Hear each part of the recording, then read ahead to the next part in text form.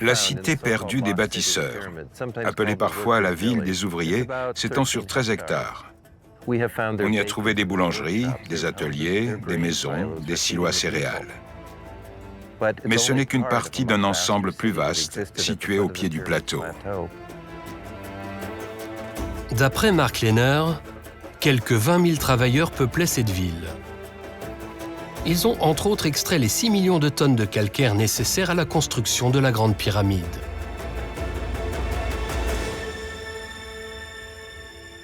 Vue depuis le ciel, la pyramide toute proche de Képhren pose une autre énigme.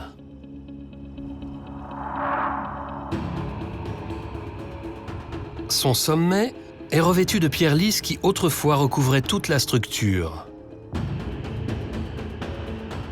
C'est la preuve que l'aspect de la pyramide de Khéops a changé au fil du temps. La Grande Pyramide était entièrement recouverte d'un calcaire blanc poli. Sous l'effet du soleil, ce revêtement devait briller d'un éclat aveuglant.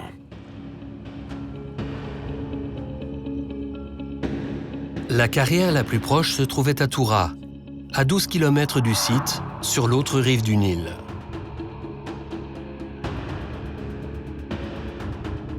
Comment les Égyptiens de l'Antiquité parvenaient-ils à transporter des tonnes de pierres, d'abord à travers le désert, puis sur le fleuve?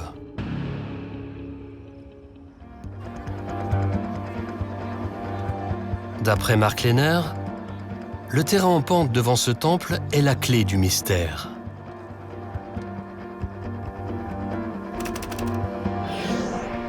Cette rampe est tout ce qui subsiste d'un immense bassin qui se remplissait grâce à un réseau de canaux reliés au fleuve. Nous avons la preuve que les bâtisseurs utilisaient la crue annuelle de 7 mètres du Nil comme ascenseur hydraulique.